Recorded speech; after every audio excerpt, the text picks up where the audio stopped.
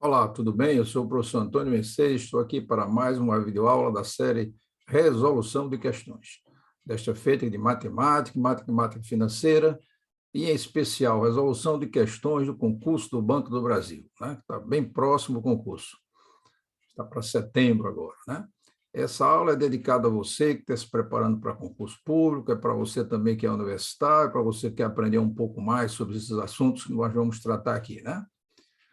Se você gostou, a nossa agenda de hoje é matemática, matemática financeira, questões, 5 questões, contemplando o concurso de 2015 e 2014.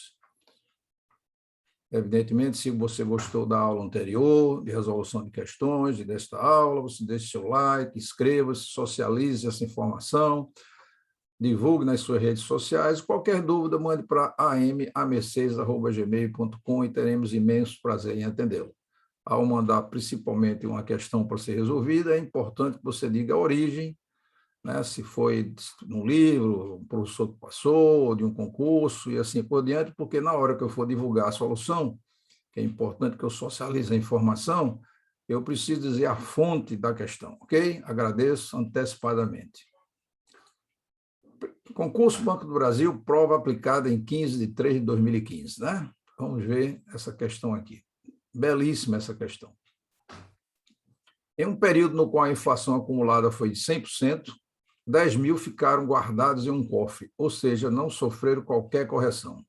Nessas condições, houve uma desvalorização dos 10 mil de quanto? Né? Um quarto, um meio, 2/3, 3/4 ou 1? Né? Qual foi a desvalorização que houve? Interessante essa questão. Você tem, pelo menos eu vou apresentar duas maneiras de resolvê-la. Né? Uma usando fórmulas, né, que vocês estão acostumados, e outra também usando fórmulas, mas são fórmulas que você não está acostumado no dia a dia, tá? Então, vamos lá. Aqui você tem o período que foi aplicado o dinheiro, que não foi aplicado o dinheiro, você tem os 10 mil aqui, né? E depois de um período aqui, né, onde essa inflação acumulada aí deu 100%, ele foi guardado num cofre, então ele vale estar com os mesmos 10 mil, né? Então, os 10 mil que estavam aqui, também os 10 mil que estavam aqui, estão aqui. Só que nesse período houve uma desvalorização, porque a inflação foi 100%, né? Ou seja, o I aqui é 1, né? Na verdade, né? Tratando unitariamente, né? O coeficiente. Então, é 1, né? Então, observe, nesse período de 10 para cá, se eu não apliquei nada, o meu CN, né? Aqui o meu montante no final aqui, continua os 10 mil, né? Então, bastaria agora eu, evidentemente, me preocupar em trazer esses 10 mil para o valor presente, né? Como se fosse trazendo para um valor presente, né? E aí, o CN, na verdade, C0, 1 mais I elevado a 1, né? O C0 é CN, ó, o CN eu tenho, né? O CN está aqui. O C0, quer dizer, o capital inicial, que eu quero saber, depois de um ano, seria CN dividido por 1 mais I, 10 mil dividido por 1 mais I, que é 1 também, né? Inflação de 100%. Então, 10 mil dividido por 2, 5 mil. Ou seja, ele vale a metade do que valia no início do período considerado, né? A metade do período, né? Ou seja, é a letra B. Com certeza, muitos erraram essa questão, certo? É uma questão apenas de aplicação de fórmula, seguindo por esse caminho, né? Fórmula comum, que você calcula o montante de uma aplicação, e, na verdade, você quer saber a origem, o capital inicial, quanto é que estava, né? Quer dizer, importância vital, e muita gente errou essa questão. Agora, eu posso resolver essa questão de outra maneira, né? Tá? Como? Eu tenho aqui o período que foi aplicado, que não foi aplicado o dinheiro, eu tenho aqui a inflação de 1, e aí eu vou considerar algumas coisas. Seja IR, a rentabilidade real, seja IN, a rentabilidade nominal, e seja IF, a taxa de inflação. Você vai ver que esta fórmula é muito comentada lá, como se vê o assunto inflação, né? E aí você tem onde IN, na verdade, se ele não foi aplicado, é zero, não teve correção nenhuma, né? A rentabilidade nominal. O IF, o IFL, né? Eu não coloquei IR para não ter coincidência com taxa efetiva, né? Eu botei IFL, que é a taxa inflacionária, é 1. E queremos saber o IR, que é justamente a rentabilidade real, né? E aí bastaria aplicar a forma IR, é 1 mais IN dividido por 1 mais IFL, quer dizer, aqui o nominal e aqui a inflação, menos 1, né? Se eu substituir, vai ser 1, IN aqui, ó, a taxa da inflação, né? Você vai começar, o IN, rentabilidade nominal é 0, no caso, né? 1 mais 0, dividido por quê? Por 1 mais IFL, 1 mais 1, né? Porque a inflação foi 100%, o IF, né, unitariamente é 1. Então, vou ficar 1 meio aqui, menos 1. 1 meio menos 1 é menos 1 meio. Ou seja, o dinheiro guardado se desvalorizou pela metade, ou seja, valia tão somente R$ 5.000. Por isso que é 1 meio a resposta. Você tem uma maneira de resolver através da fórmula de montante e outra maneira de resolver através dessa fórmula aqui, que se vê lá quando se trata de inflação, né? Quando se trata do assunto inflação, você tem esta fórmula, que é através da qual você pode também calcular o valor da rentabilidade real, né? Da rentabilidade real, ok? Questão muito boa e que, infelizmente, muitas pessoas erraram, né? Agora, vamos ver as questões da prova aplicada em 2014, mais precisamente em 9/2/2014, né? Questão 11. Uma empresa contraiu um financiamento para a aquisição de um terreno junto a uma instituição financeira no valor de R$ 2 milhões, a uma taxa de juros de 10% ao ano, para ser paga em 4 prestações anuais sucessivas e postecipadas. A partir da previsão de receita, o diretor financeiro propôs o seguinte plano de amortização da dívida. Primeiro ano, 10% do valor do empréstimo, segundo ano, 20%, terceiro ano, 30%, e quarto ano, 40% do empréstimo, né?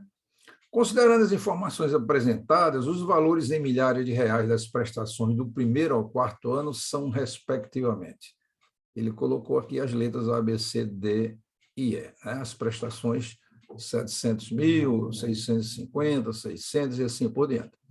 Observe que estamos diante de mais um quesito, uma questão importantíssima que a gente viu lá na videoaula 11, né, que é a amortização, né? E, para isso, usamos aquela mesma planilha que usei lá. Eu estabeleci aqui uma planilha interessante, que é eu colocar o saque aqui, 2 milhões, aqui eu tenho meu saldo devedor inicial de 2 milhões, aqui no momento zero não tem nem amortização, nem juro, nem prestação. No momento 1 eu paguei 200 mil, 10%, 20%, 30%, 40% do empréstimo. 20%, né? 10% no caso, 20%, 40%, 30% e 60%, né? E aí você, exatamente como tem aqui, ó, 10, 20, 30 e 40%, né? 10, 20, 30 e 40%. A prestação, a amortização maior está na última, no quarto ano, né? 800 mil. E aí os juros é calculado, né? Como é postecipado, ele estabeleceu os juros aqui, ó, observação, né? O juro é 10% ao ano, né? Então, a prestação será amortização mais juro, não tem mais nenhum outro encargo envolvido. Então, o primeiro ano, ó, 10% de 2 mil, segundo ano, 10% de 1.800.000, 180 mil, o terceiro ano, 10% de 1.400.000, 140 mil, e o quarto ano, 10% de 800 mil, 80 mil. E aí eu tenho as prestações, somando a amortização mensal com o juro, né, do primeiro ano, no caso, a amortização anual e o juro, eu somando os dois, tenho uma prestação de 400 mil no primeiro ano, prestação de 580 mil no segundo ano, uma prestação de 740 mil no terceiro ano e uma prestação de 880 mil no quarto ano, né? Ou seja, fica a letra E, né? Voltando aqui, a letra E, 400, 500, 740 e 880, né? Questão bem mais fácil do que aquela que caiu, que eu apresentei na resolução lá da videoaula 20, né? Porque lá também tinha cobrança de seguro, cobrança de despesas administrativas e outras coisas mais. Essa aqui não, só tem mesmo os juros assim. Quer dizer, maneira de você resolver essa questão 11, né? A questão 12 desta mesma prova, aplicada em 9/2/2014, né? Um cliente contraiu um empréstimo junto ao banco no valor de 20 mil, a uma taxa de juros composta de 4% ao mês, com um prazo de 2 trimestres contados a partir da data da liberação do recurso. O cliente quitou a dívida exatamente no final do prazo determinado, não pagando nenhum valor antes disso. Qual o valor dos juros pagos pelo cliente na data da quitação dessa dívida, né? Então, a questão apresenta também uma tabelinha aqui, né, que tem os valores ao quadrado, ao cubo e assim por diante, ao cubo até 1,04 a sétima, né, e dá aqui os valores, quer dizer, você nem precisa calcular. Achando esses valores, você já sabe aqui o correspondente, né? E aqui ele botou a resposta, 5.300, 2.650, 1.250, 1.250 e 2.500. Vamos ver a solução. Também é uma questão interessante. O I é 4% ao mês. Né? Tá aqui. O prazo é de 2 trimestres, então 6 meses. CN, quer dizer, aquela fórmula mágica de montante, né? O CN vai ser o C0, 1 mais I elevado a N. Né? A gente viu lá na aula teórica, quando falamos de juros compostos. E o CN vai ser 20 mil, ó, os 20 mil que está aqui, ó, né? Interessantíssimo, né? A gente começa a perceber que é fácil, ó, os 20 mil está aqui, ó, 20 mil está aqui, tá? 20 mil, e a taxa aqui, você vai aplicar 4%, né? Então a importância 4%, 0,04, unitariamente falando, ali está em percentual, aqui está unitariamente falando, e elevado a 6, porque são 6 meses, né? Então, fazendo isso, você conta 1,04 a sexta, você vem direto aqui, 1,04 a sexta, e vai ver que é 1,265, né? Pela tabela, você encontra aqui 1,04 a sexta, e vê logo que é 1,265, né? E você multiplicando, acha 25.300. Isso é um montante, né? Mas a questão pede os juros, né? Então, o juro nada mais é do que eu pegar este montante e subtrair do valor inicial, né, do capital inicial, que é de 20 mil. Então, dá 5.300. Né? 5.300 é letra A. Né? Uma questão dessa é uma questão que você pode até errar, mas não deve, ok? Principalmente no concurso público. Esse é o diferencial da sua aprovação. Né? De importância vital a gente não errar esse tipo de questão. Vamos mais uma questão desse concurso aqui, que foi aplicado no dia 9/2/2014. Né? Questão 15. Uma empresa, todos os seus clientes aderiram a apenas um dos seus planos, alfa ou beta. Total de clientes é de 1.260, dos quais 15% são do plano beta. Se X clientes do plano beta deixarem a empresa, apenas 10% dos clientes que nela permaneceram estarão no plano beta. O valor de X é múltiplo de quanto, né? Ele quer saber o valor de X é múltiplo de quanto, né? Então, você tem lá 3, 8, 13, 11 como resposta e 10. Vamos lá, solução interessantíssima, né? Olha, o plano beta, ele diz logo lá que é 15% pertence ao plano beta, né? Então, o plano beta, 15% de 1.260, são 189 clientes que pertencem ao plano beta, ou que optaram pelo plano beta, ou que aderiram ao plano beta. Então, na verdade, 189 menos X, que é os que deixaram, né, a empresa, menos X, vai ser igual a 10% de 1.260, que é o total menos X, né? Porque ele disse que os clientes da empresa, apenas 10% que ainda permaneceram, continuam no plano beta. Aqui é plano beta, aqui é plano beta, né? Então, X, eu tirei daqui do 180, e aqui 10% de 1.260 menos X, que saíram, né? É igual a isso. E aí eu vou resolver essa equação simples, 189 menos X, 10% disso dá 126. Aqui, 10% de X aqui está em percentual, que eu botei unitariamente, 0,10. Então, X menos 0,10 de X igual a 189 menos 123, 63. E daí eu tiro o que? 0,9 de X é igual a 63 e X é igual a 63 dividido por 0,9, ou seja, 70, né? Então, 70 aí é o valor de X que a gente está. Observe que 70 é um múltiplo de 10, não é múltiplo de 3, de 8, de 11, nem de 11, de 13 nem de 11, é múltiplo de 10, né? Então, se é múltiplo de 10, então, na verdade, é letra é, né? Interessante, uma questão muito bem bolada, né? Ela foi muito bem estruturada, né? E que a solução é também simples, mas a pessoa tem que pensar um pouquinho para estruturar a equação principal, né? Eu diria que a chave da solução dessa questão é você entender e estruturar esta equação daqui, que ela é a base para você resolver esta questão, né? É a base para você resolver essa questão, né? Vamos mais uma questãozinha também dessa prova aí, aplicada em 9/2/2014, né? O concurso 2014. Vamos lá. Questão 16. Apenas 3 equipes participaram de uma Olimpíada Estudantil, X, Y, Z. A tabela a seguir apresenta o número de medalhas de ouro, de prata e de bronze obtida por essas equipes. Então, está aqui. Então, tá equipe 1, equipe X, Y, Z, aqui está as medalhas de ouro, de prata, de bronze, aqui o total de medalhas, né?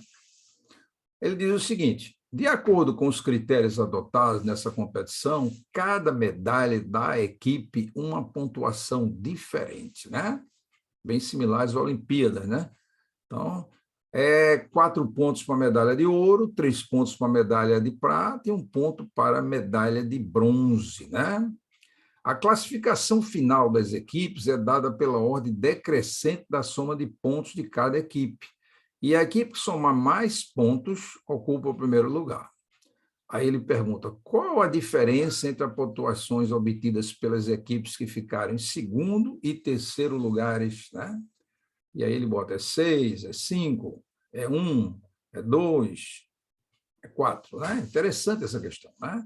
Questão interessantíssima. Então, é fácil de resolver, né? Eu diria que não é complicado.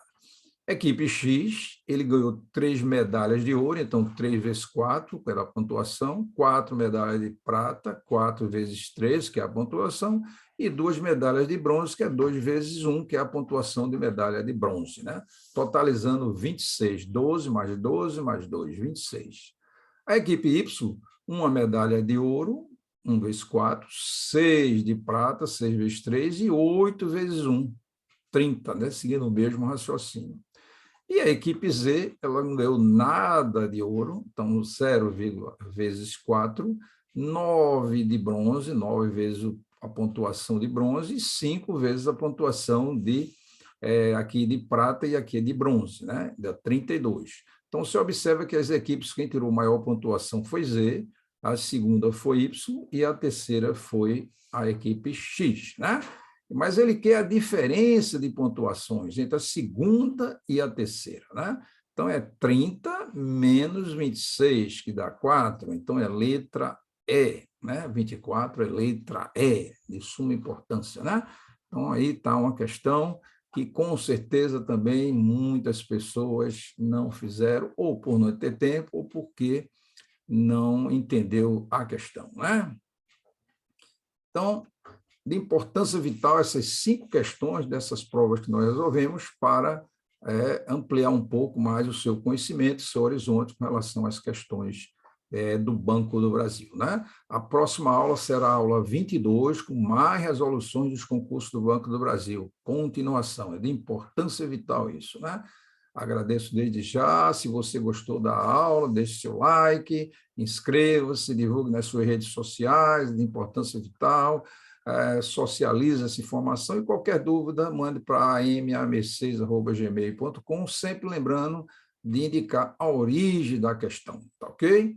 Força de vontade é de importância vital a gente ter isso, né? Agradeço desde já e até a próxima aula.